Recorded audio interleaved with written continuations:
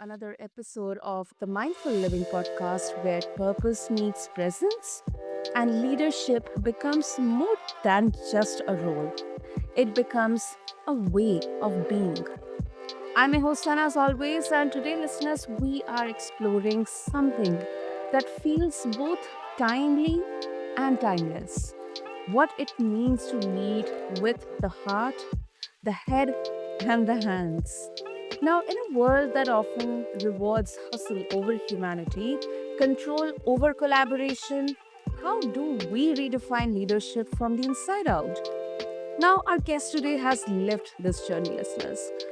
Hear me out. With over 40 years in corporate America and a powerful pivot after retirement into purpose driven mentorship, she now guides entrepreneurs on how to deliver their message with impact, build heart centered teams, and also live and lead with intention.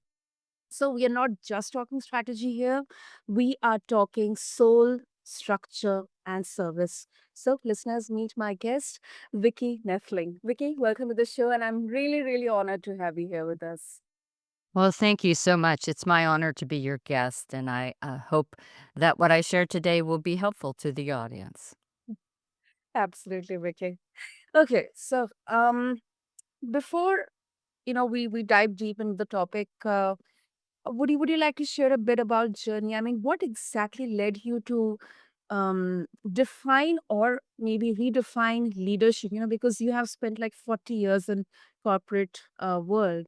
So was there a change in the way you saw at leadership before, or it was from the beginning? I started working in the late 70s and Mhm, and really didn't get into being a manager into until the late 90s, 2000s. And mhm, what I experienced as that administrative person, where I was being led by others, I found that it was really I was being managed by others. And okay. it was every so often where I would have someone that took interest in me. So I had an office supervisor who I used to tease, she gave me butt reviews. She would every year have our annual review, and we would sit down and she would talk to me about the things I did great and how she loved how I did this task or that task. But, and then she would go into how I could improve, what I could do differently, and how it related to the company's goals and mission. And while those but reviews seemed at times hard to take, I realized as I got older that they were really heartfelt. So throughout those 40 years, I probably had 3 or 4 mentors that really were leaders and not managers. They were people who showed me the way to lead. Most of the managers, the people that were supposed to be leading me all those years, were who yells loudest, who, dictates what you do, micromanages you. There was a lack of trust. You always felt insecure. And I thought, this is just not the way to do it. So when I became an office supervisor and I had 9 people working for me, I did 2 Mhm, things. One, I joined Toastmasters to be a better speaker and communicator. But the second thing is I got to know my people. I realized that I was more effective when I took time to understand where my folks were and what really motivated them, inspired them, and how I could help them grow in areas where they were weak, mhm, but also make them shine more in those areas of strength. Communicate to the people that were decision makers about their strengths and weaknesses and how they would be beneficial as they moved up. And it was impactful. It was really making a difference, and some of those managers that used the hammer and the loud voices would come to me when they had need for the people in their teams, on their teams, to do something out of the ordinary or give 120%, they would ask me to talk with them. And so that really was an inspiration for me to think, when I have the time, when I am chosen to be a manager, I'm going to do it my way. And so that began the journey that I was on, and it just became really the way that I led from that point on. And so leading with the heart, the head, and the hands all evolves from that. Wow, that is so well put, Vicky. So well put. And one very, very important aspect of your, you know, journey, uh, or the transformation, which I kind of am going to take away, and I completely agree with, is the important distinction between leading and managing. There is a huge difference between managing and leading. Often Mhm. when individual contributors that get into people management for the first time, uh, I mean, I'm not generalizing, but it's mostly thought that, now I'm getting into a position of authority, so I need to control or exercise authority over the people I'm managing. Mm. That's how Yeah. the thing is going to get done. That's how the output, the numbers are going to get done, which Mhm. at least I completely disagree with. Yeah. I of I was in a position to, hire people and, to recommend for promotion. And what I saw so often were, somebody would look at a person and say, "Oh, well, they're really good at Excel or pivot tables or, coding, and so we're gonna promote them." And they didn't look at the other side of the coin. How are they in relating to people? How are they in being using empathy and really being their authentic self? Are they just mirroring the way that their manager is? And are they using emotional intelligence as they make their decisions to make connections, to be understood and to be able to understand? That's all the steps, the building blocks to building trust. And once you have trust, then you get collaboration. You get people to move mountains for you. And Mm. that really allows them to start to understand and make good decisions. But if you are just a manager that comes in and thinks, "I'm the boss now, you have to follow behind me, you have to do everything my way or the highway," you will not get people that stay. You may keep some people, but they are really working for you in fear, Okay. fear of retribution, fear of losing their job, and not because they understand what they do and how they do it and that you care about them. So, yes, this is why I disagree with us promoting people without training them to be leaders, as opposed to just training them in those organizational, transactional kind of aspects of life. I can teach you Excel, I can teach you Word and, project management and all those things, but I can't change your behavior that would make you a good leader.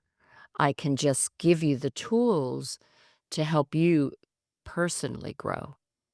And we so often in business don't take the time or the effort to give those tools to our people to allow them to expand and grow and develop the confidence, the courage to be themselves and authentically, to understand that it's okay to fail, to learn from those lessons, to be able to have that open conversation about the failure, not as a retribution or as a feeling that, this is, if you do this one more time, you're out kind of conversation.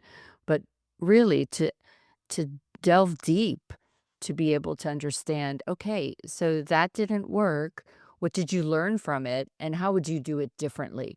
And that gives that person the permission to do things differently, to understand that it's okay to try new, innovative, creative things that may not work, but you will learn from them. I agree. Absolutely agree with you. Oh, and let's talk about the hands, leading with heart, head, and then the hands. So I'm really curious to know, how do we make leadership actionable, and not just theoretical? Because Mhm. it's really different, when we try to execute it. Right. So you're exactly right. Leading with the hands is that time to take action. Nike says just go do it, let's just do it and go for it. And I think what I really had as a guiding light for me was the amount of volunteering I did since I was a young student in high school. And so service based leadership is inspiring others through example. And so we need to serve without expecting anything in return. Mhm. Again, nothing in return. So when we do something, it can't be transactional.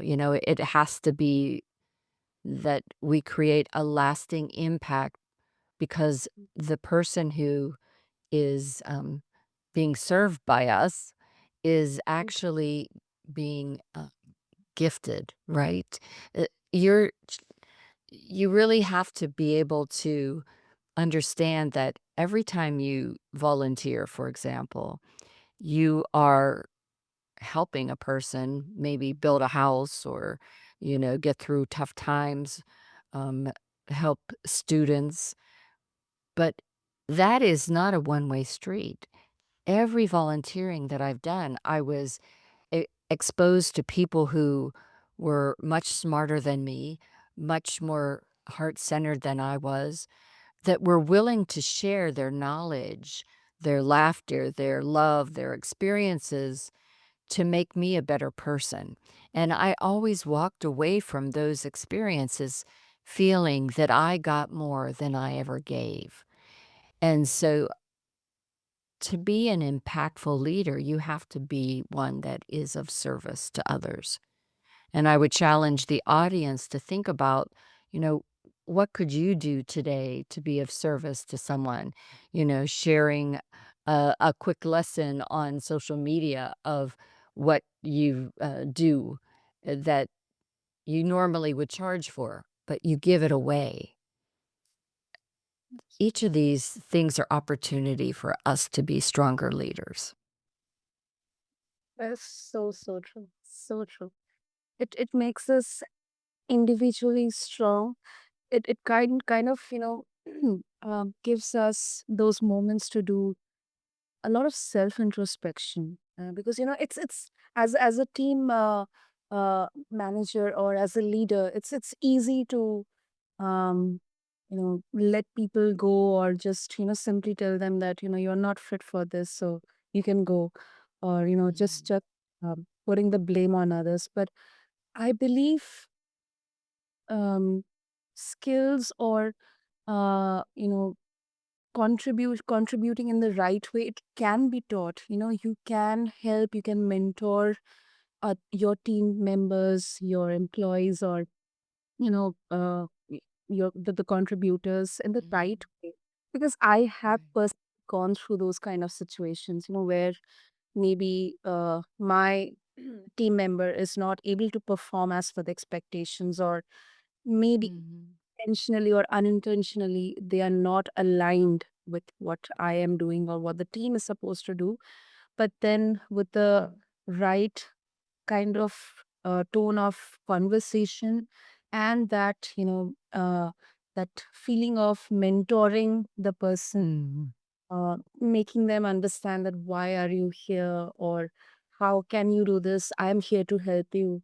That is an altogether different kind of experience. Personally, as for me, it was really such a huge learning experience for me. Yeah, for sure. And whenever I first started working, at my last job, which I was a project lead for 27 years at that company. And one of the things that we did in the early days when I actually was still administrative, and just going into supervision is we would have almost like job sharing where we would a lot of people would go on special assignment and you would spend anywhere from 6 months to 2 years in another group learning what they did and being exposed to different styles of leadership and management and so it enriched you and therefore the company was enriched with better assets. And after a time, the company became more focused on, the bottom line and servicing the profit holders or the profit sharers, stakeholders. And it was not deemed as um, a a good expense to have where you would move people around. And so you started to lose people because they were sort of pigeonholed in one aspect of the business. And then, whenever it came time for innovation and creativity about the whole business, they had little knowledge. And so they made missteps and, were chastised for that. So I think, there's some benefit for job sharing and special assignments and things like that, where you move people around within your business to learn the different aspects of the business and you share that knowledge with them. And again, the exposure to different types of people, teammates, as well as managers is really, I think, beneficial in helping you be a better leader in the long run in the future. That is so right. So right, Vicky. Okay, now I'll try to I'm just trying to bring up a bit of nuance here. So Mm. now some might argue here that yeah, emotional intelligence, empathy, leading with heart, it is good, but it can sometimes weaken authority or slow down tough decision making. People say that, popularly, tough love works. So, what do you say to those who see emotional intelligence or empathy more of as a liability or, just a soft skill which shouldn't be more, stressed upon while speaking in the context of leadership? So I would disagree with that, Okay. and I think that it's even, I'm a mom and a grandmother, and, there are times leading with the heart doesn't mean that you always say yes. It doesn't mean that you always cave. Leading with the heart and emotional intelligence means that you understand that when you speak, it is to be able to seek understanding and clarity from the person as you're making that decision. So you are opening the door for a conversation as opposed to just shutting them down, doing it, as I said earlier, doing it my way or the highway.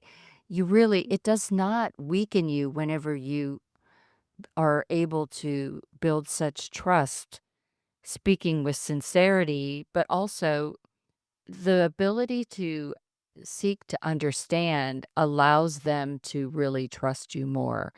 And if I'm going to lead a organization, it's not that I'm taking hours and weeks and months making it Mhm. touchy-feely. It doesn't it's an everyday experience.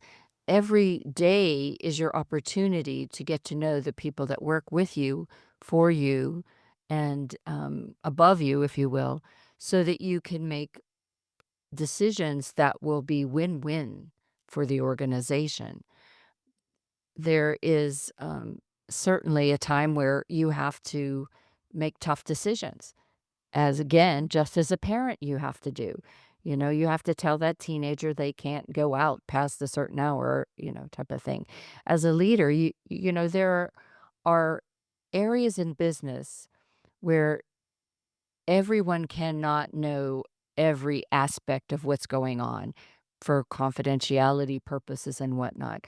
So you have to be able to speak to them, again, using empathy and emotional intelligence in a way that they understand that you have the best interest of the company, of this organization, of this individual at heart, in mind, and you are doing what you need to do to make sure that the strategic goals, the best interest of the business or the group is met. And that sometimes you can't know everything. The best managers, leaders that I ever had were people that let me know a little bit about what I was above my pay grade, if you will, but did not tell me everything. But because they opened the curtain a little bit to make me understand why they were doing what they were doing, and that trust in them, that it was the best interest, I was okay with that. I would follow those people anywhere, and I would support them. And I think that's, one of the things that we have to understand is that not everything is black and white. And so if you just treat it as black and white, this is stay in your lane kind of thing, um, sometimes will lead to animosity, fear, anger, frustration, and you'll lose good people where a simple conversation could have changed the way that, direction of that outcome was. So I definitely don't think that it hurts the bottom line. I think that there are plenty examples of leaders that, um, again, lead with emotional intelligence that are far more impactful than someone that only uses, masculine energy. And both male and female have feminine feminine and masculine energy, and Yes. should both individuals should tap on those things. But, you can make a tough decision and still be it made with emotional intelligence. It's just how do you make the people feel that are the impacted by that decision? Do you make them feel like crap, if you will? Or do you make them feel Value. understanding, heard? And so for me, it's just a no-brainer. I don't want my people to feel unworthy of, um, being, being told the situation or why we're doing things. And that's especially true today when we're having downsizing and right sizing. The toughest decisions you have are when you have to let people go because of money, that they're making a certain amount of money and there has to be cuts places. And nobody likes to hear that because, you got to that salary because you were very skilled and very good at your job. But the company just can't afford you anymore. We see that in football and sports all the time, you know? It's not to say you aren't good at what you do. It's not to say that we didn't appreciate what you do, but the finances are that we just can't afford you anymore. And you can do that in a way that doesn't make them feel terrible. Mm, maybe that's the easiest way they can justify their finances. Mm, Ah, so, Vicky, before we wrap up, mhm, you brought up parenting into this, and I can see so many parallels between parenting and leadership. mhm. One very important aspect, which I, in my 10 years of corporate experience, have seen that generationally there's a different set of notions around, how you lead your teams. And now, Yeah. when we, as as millennial, I am sitting in that mid-level. management or leadership phase. Mhm. But now, when we are seeing more and more generational Z, Mhm. people coming, adding themselves into the workforce, how do you see this entire um, concept of leadership evolving for the next generation? What should they be doing now to lead differently? Well, the challenge is that it isn't just all one generation that you're gonna be leading. And so right now there's 5 to 6 generations, depending on who you talk to, that you have to lead. And, it used to be one size fits all. Mm, Um, oh god, a saying I hated was, "Well, I can't do that for you because it would set precedence." mm, We can't have you my husband was laid off from teaching when the steel mills in Pittsburgh closed. He was involved as the equipment manager for the high school football team. He was the art director for this high school plays. He helped mhm, create all the bulletin boards for all of the schools, teachers in the middle school, involved mm, every which way, but he didn't have tenure. So when it came time, and they had a lottery, and it came time to lay off people, he was the first group that went. it's terrible. So you have to understand that even though millennials and Gen Z, Gen X, and and Y are all different, you have to, as a leader, it's hard, and you have to accept the hard. You have to get to know, how does Gen Z want to be communicated with? How does a a millennial want to be communicated? When I was a baby boomer, I had from my generation, I had different ways to communicate, and a lot of times when I was, hiring people that were millennials like yourself, a lot of the things that you talked about that were important to you were important to me when I was 20, but I just wasn't vocal enough, confident Mhm, enough to say it. And so I think as a leader today, you need to you that's why you have to lead with the heart. You have to get to know your people so that you can lead with the head, so that they can understand, that they can make good decisions, that when you speak to them, you're speaking their language. And again, it's hard, but it is so worth it, because mm, those employees, those team members will feel valued. They'll feel heard. They will feel understood. And that's what it's all about. When you have those things met, people will do anything you ask of them because mm, you are asking it from a place of the heart, a place of intelligence, mm. strategy, and knowing that you are going to give more than you expect in receiving. Wow.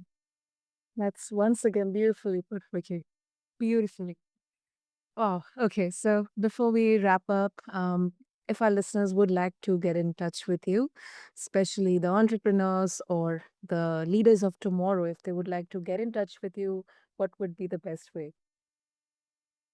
So you can see me on LinkedIn, as Victoria Noethling, um, as well as in Facebook. Drop me a chat. I'm there every day. My website, if you want to learn more about myself, as well as those that I interview on my Find Your Leadership Confidence podcast, you can go to findyourleadershipconfidence.com. And you also can go to my YouTube channel. But again, LinkedIn is probably one of the best ways to connect. Brilliant. I'll make sure to have all the links in the show notes. And Vicky, this was such an outstanding conversation.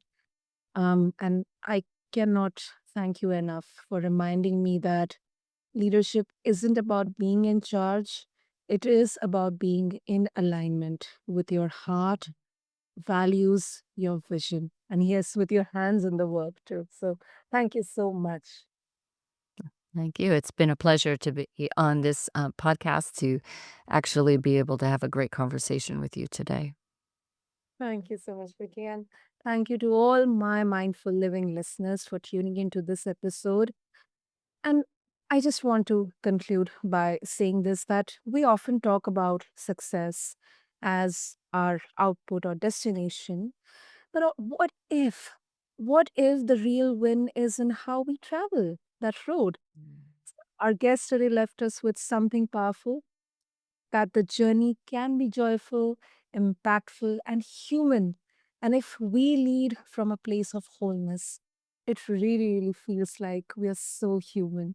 So, thank you to once again all of you. And until next time, stay rooted, stay real, and keep leading with your whole self. Thank you.